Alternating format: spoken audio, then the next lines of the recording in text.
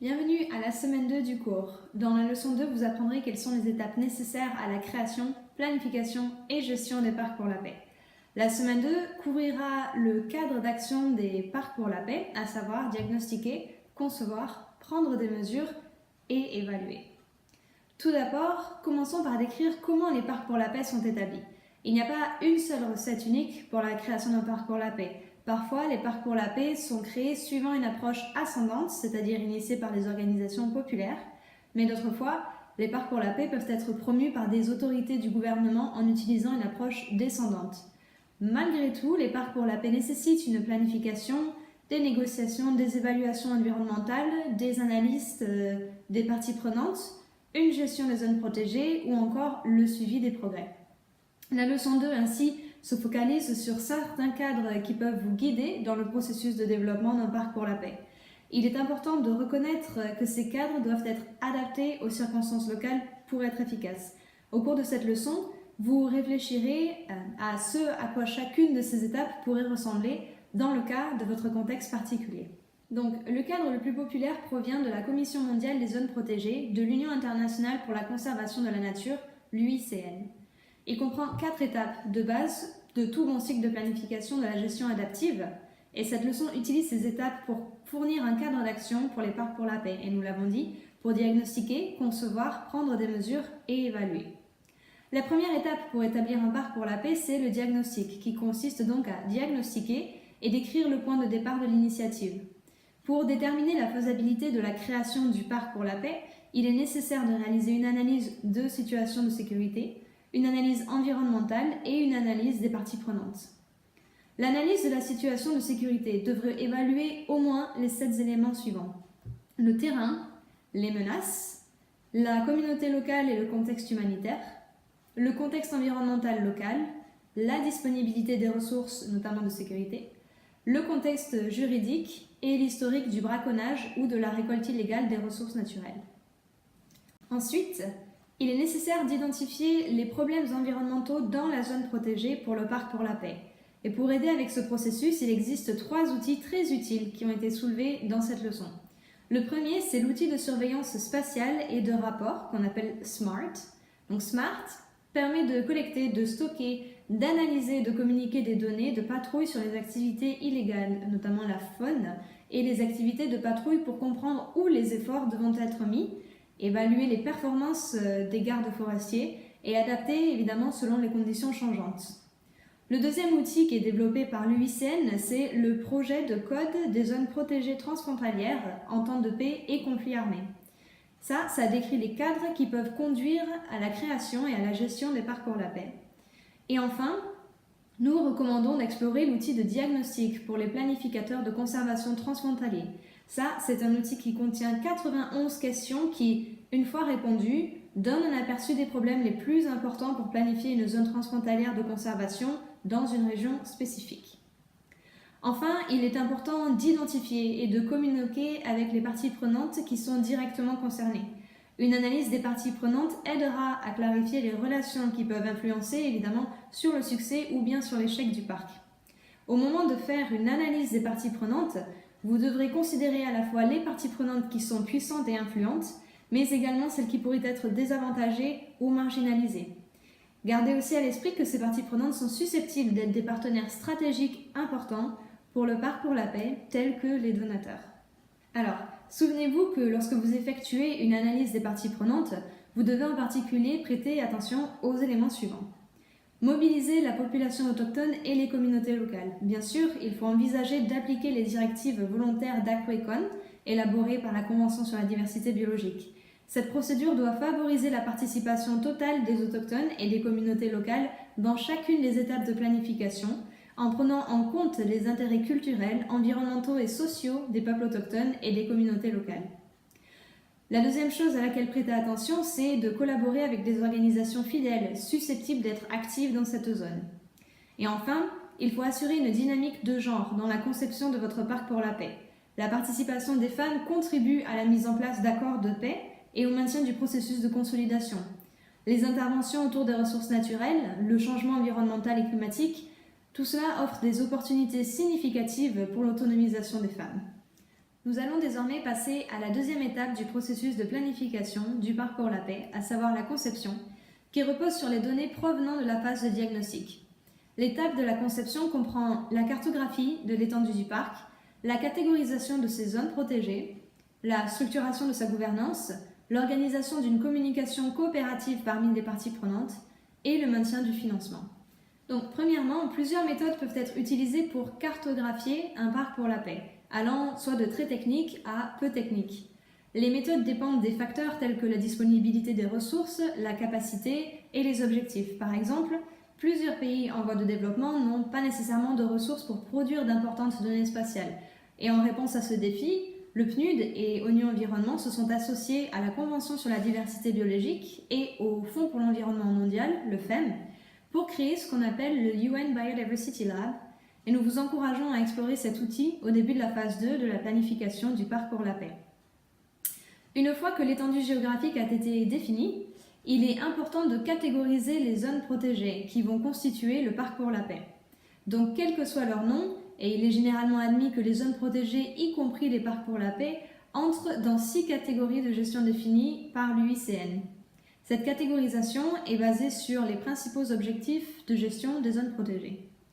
Ensuite, il est nécessaire de définir quel type de gouvernance sera appliqué. Les types de gouvernance décrivent qui détient l'autorité et la responsabilité pour la zone protégée. Les parcs pour la paix entrent dans la catégorie de gouvernance partagée. Cependant, il est important de garder à l'esprit que chaque arrangement doit être conçu pour répondre aux besoins d'une région particulière. Le parc pour la paix peut transcender les juridictions juridiques et géographiques des institutions. Étant donné qu'il n'existe pas d'identité unique avec un pouvoir et une autorité, la responsabilité de traiter les problèmes transfrontaliers au niveau mondial sera nécessairement répartie grâce à des moyens novateurs pour travailler au-delà des frontières. Donc le mieux, c'est d'établir des accords de coopération parmi toutes les parties prenantes impliquées dans le parc pour la paix. En plus des analyses effectuées au stade de diagnostic et de conception, cela nécessite la mise en œuvre des compétences générales particulièrement importantes lors des négociations. Un défi important, c'est que les négociateurs peuvent ne pas maîtriser les problèmes environnementaux liés au parc pour la paix. Et à leur tour, beaucoup de professionnels de parc pour la paix ou d'experts scientifiques peuvent manquer de compétences requises pour mener des négociations et communiquer leurs préoccupations. En conséquence, il est important que les équipes diplomatiques et techniques travaillent ensemble et acquièrent quelques connaissances de base sur les domaines de compétences respectifs. Donc, le processus suivant peut être appliqué pour les négociations pour établir les parcs pour la paix. Il implique 4 étapes. La première étape. Dans un contexte conflictuel, les frontières politiques sur une carte sont plus dominantes que toute autre frontière et même qu'un intérêt ou un secteur particulier. Le dialogue est souvent axé sur le passé, basé sur les droits auxquels un pays estime avoir droit, et un moment pour exprimer des griefs refoulés peut être nécessaire afin de mettre tout ça à plat. Ensuite, l'étape 2, ça c'est une étape un peu plus réfléchie où les négociations peuvent passer des droits, donc de ce qu'un pays estime mériter, à des besoins, donc ce qui est réellement nécessaire pour atteindre les objectifs. Sur le plan conceptuel, c'est comme enlever les frontières sur la carte et analyser les besoins du parc dans son ensemble. L'étape 3, c'est une étape intégrative dans laquelle les besoins exprimés plus tôt commencent à se rassembler pour former des intérêts de groupe. La population commence à ajouter des avantages à la carte, toujours sans frontières, et à réfléchir sur la manière d'améliorer ceux de la région en incorporant d'autres ressources, en incorporant des unités géographiques ou des secteurs. Et enfin, l'étape numéro 4 et dernière étape, elle aide à guider la mise en œuvre durable des plans et être sûr que les avantages soient distribués de manière équitable entre toutes les parties. L'échelle de cette étape est désormais régionale. Et sur le plan conceptuel, il est nécessaire de remettre les frontières politiques sur la carte, bien sûr, et en réintroduisant l'intérêt politique, on peut veiller à ce que les accords qui ont été développés profitent à tous. Ainsi, ce processus devrait aboutir sur des accords coopératifs. Il existe différents niveaux de coopération et de formalisation pour la création des parcs pour la paix. La distinction principale, c'est que les accords formels sont étayés par des mécanismes juridiques et peuvent être contraignants, tels qu'un traité bilatéral, ou bien non contraignants, comme un mémorandum d'accord. Par opposition, les accords informels, eux, sont le plus souvent verbaux. Et il est important de noter que les accords de gouvernance transfrontalière, formels ou informels, peuvent être coordonnés par différents acteurs. Une fois que la phase de conception est terminée, il est temps d'agir. La troisième étape consiste à définir et à développer les objectifs du parc pour la paix, mais aussi d'identifier les hypothèses sur la manière dont les stratégies atteindront les objectifs. Ensemble, les buts, les stratégies, les objectifs et les hypothèses sous-jacentes constituent ce qu'on appelle le plan d'action, qui idéalement devrait être exprimé dans un plan de gestion commun pour l'ensemble du parc pour la paix. Chaque parc pour la paix doit avoir des objectifs de conservation clairs et précis pour guider la planification et les actions de gestion spécifiques au site. Lorsque l'information est disponible, les objectifs devraient inclure des objectifs dits SMART pour évaluer l'efficacité du plan de gestion de la responsabilité et pour déterminer si les ressources et la capacité sont suffisantes. Ce qu'on entend par objectif SMART, c'est spécifique, mesurable, atteignable, réaliste et temporel. Une fois que le plan de management est rédigé, il est temps d'assurer l'appui aux parties prenantes. Donc dans la phase de conception, nous avons mené l'analyse des parties prenantes pour identifier les intérêts principaux. Maintenant, il est temps de mobiliser le soutien de ces parties prenantes. Et rassembler les acteurs nécessite des structures collaboratives telles que des partenaires formels, des réseaux, des commissions, des alliances ou spécialement des institutions établies avec les membres de chaque pays participant. La composition des acteurs impliqués dépendra en définitive des besoins spécifiques de la région et du niveau de coordination qui est requis. Une fois que le plan de gestion a été préparé et que les parties prenantes concernées ont été engagées, les pays impliqués dans le parc pour la paix nécessiteront de faire des arrangements institutionnels nécessaires pour la gestion sur le terrain. En règle générale, ceci implique des activités telles que le contrôle aux frontières ou la surveillance anti-braconnage, entre autres. Là encore, les structures de gestion conjointes peuvent être formelles ou informelles. Et vous pouvez vous reporter à la leçon 2, par exemple le parc transfrontalier de Kalagadi, le parc transfrontalier de Great Limpopo et le parc international de Waterton Glacier. Dans le contexte des accords institutionnels, le recrutement et la direction efficace d'une équipe de gestion du parc pour la paix constituent une étape essentielle pour assurer que le plan est correctement mis en œuvre. Il est important pour les responsables du parc pour la paix de former de manière adéquate votre staff, de favoriser une bonne communication au sein de l'équipe et d'évaluer le travail accompli au moyen de plans d'action et de programmes. Et vous pouvez en apprendre plus sur ce sujet dans la leçon 2. Une fois que les arrangements institutionnels pour la gestion de terrain sont effectués, il est temps d'envisager les conséquences du ramollissement des contrôles frontaliers existants qui sont caractéristiques des parcs pour la paix et également de s'y préparer. Donc le ramollissement des contrôles transfrontaliers existants peut comprendre par exemple l'élimination des obstacles pour la libre circulation de la faune à travers les frontières internationales, l'amélioration de l'accès des touristes aux éléments constitutifs du parc pour la paix, l'établissement des groupes de travail transfrontaliers, des comités directeurs et des commissions mixtes destinées à permettre une prise de décision commune, et la facilitation de l'interaction des communautés vivant de part et d'autre de la frontière internationale. Enfin, le financement est un élément essentiel pour la réussite à long terme de votre parc pour la paix. Pendant que les arrangements spécifiques pour le financement dépendent du contexte, bien sûr, il est important pour la législation de la zone protégée de donner aux autorités de la zone protégée le pouvoir de collecter des fonds et d'accepter des dons privés pour le parc. Vous pouvez consulter de potentielles ressources de financement, comme par exemple l'initiative de financement de la biodiversité, Biofin.